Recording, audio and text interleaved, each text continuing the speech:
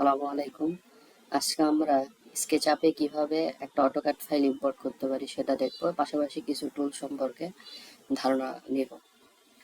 তো আমরা যখন স্কেচআপে ওপেন করব তখন আমাদের ইন্টারফেসটা এরকম দেখাবে। এখানে তেমন কিছুই নাই, শুধুমাত্র এক্সিস এর বিভিন্ন ধরনের এক্সিস ডিফাইন করা আছে এখানে, এবং একটি মানুষ এখানে আঁকানো আছে। এটা আমরা চাইলে সিলেক্ট করে ডিলিট, কিবোর্ডের ডিলিট বাটন ক্লিক করলে এটা চলে যাবে। তো আমরা এখানে বিভিন্ন ধরনের বেসিক টুল দেখতে পাচ্ছি। এখানে হচ্ছে এটা সিলেক্ট টুল, যেটা দিয়ে আমরা বিভিন্ন ধরনের অবজেক্ট সিলেক্ট করতে পারবো। এটা হচ্ছে আমাদের ইরেজ টুল, এটা দিয়ে আমরা বিভিন্ন ধরনের লাইন, এজ এগুলো ইরেজ করতে পারবো। এটা হচ্ছে আমাদের লাইন টুল, এই লাইন টুল দিয়ে আমরা বিভিন্ন ধরনের লাইন আঁকাইতে পারবো ইচ্ছে মতো। আহ, এবং এরপর স্কেপ বাটন ক্লিক করলে এখান থেকে সরে আসবে। এটা হচ্ছে আমাদের আর্কস টুল।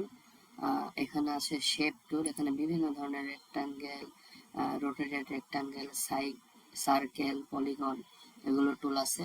এটা হচ্ছে আমাদের পুশফুল টুল, এই পুশফুল টুল দিয়ে আমরা বিভিন্ন ধরনের অবজেক্ট উপর নিচে এগুলো থিকনেস বাড়াইতে পারবো।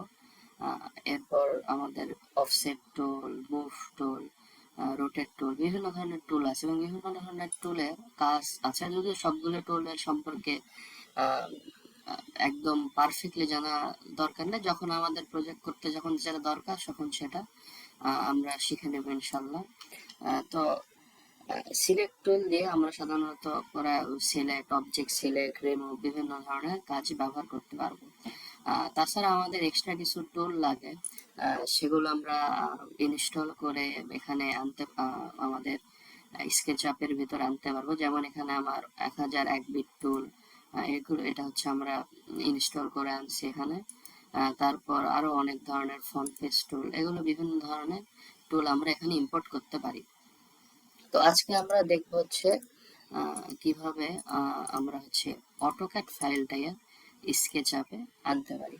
তো সর্বপ্রথম আমরা এখানে ফাইল অপশনে ক্লিক করে এখানে যে ইম্পোর্ট লেখা আছে এখানে ক্লিক করলে আমাদের মূল ফোল্ডারে ঢুকে যাবে, এবং যেখানে আমাদের প্ল্যান রাখা আছে সেখান থেকে আমরা প্ল্যানে ক্লিক, সেই প্ল্যানটা ক্লিক করে যদি ইম্পোর্ট করি তাহলে আমার অটোক্যাড ফাইলে যেগুলো ভিতরে যা আছে সবকিছু ইম্পোর্ট হয়ে যাবে। তো সবকিছু তো আমার 3D করার দরকার নাই, সেই জন্য আমরা এখানে ডবল ক্লিক করলে এটা হচ্ছে একটা গ্রুপের আন্ডারে চলে আসবে, এবং যা যা লাগবে না সেগুলো এই আমাদের যে সিলেক্ট টুল, সিলেক্ট টুল আছে এটা ক্লিক করে এগুলো যদি সিলেক্ট করি, আগে ডবল ক্লিক করতে হবে তাহলে একটা গ্রুপের মধ্যে আসবে। তারপর আমরা এইভাবে সিলেক্ট করে যেগুলো দরকার নেই সেগুলো সিলেক্ট করে কিবোর্ডের ডিলিট বাটন ক্লিক করলে এগুলো ডিলিট হয়ে যাবে, এবং যেটা আমাদের দরকার সেটা এখানে চলে আসবে। আমি সাধারণত বেশি অ্যাডভান্স কিছু এখানে করিনি, সিম্পল, শুধুমাত্র দেখানোর জন্য কিভাবে ইম্পোর্ট করা যায় এবং বেসিক কিছু কাজ জানার জন্য। সুতরাং এখানে অ্যাডভান্স কিছু কোনো অটোক্যাড প্ল্যান নেই, সিম্পল। তো এই অটোক্যাড প্ল্যানটা আমরা ইম্পোর্ট করলাম। এরপর এখানে বিভিন্ন ধরনের সারফেস এক্সট্রা থাকে, এবং আমরা আমাদের দেখতে একটু লাইট ভাব যেন লাগে, এই জন্য আমরা ভিউ ক্লিক করে তারপর এখানে যে এজ স্টাইল, এখানে এজ সিলেক্ট করা আছে, প্রোফাইল সিলেক্ট করা, আমরা প্রোফাইলটা তুলে দিব, যার ফলে আমাদের এখানে দেখতে লাইট লাগবে এবং এজ গুলো কাজ করতে সুবিধা হবে। তো এইভাবে আমরা স্কেচআপে অটোক্যাড ফাইলটা ইম্পোর্ট করতে পারবো।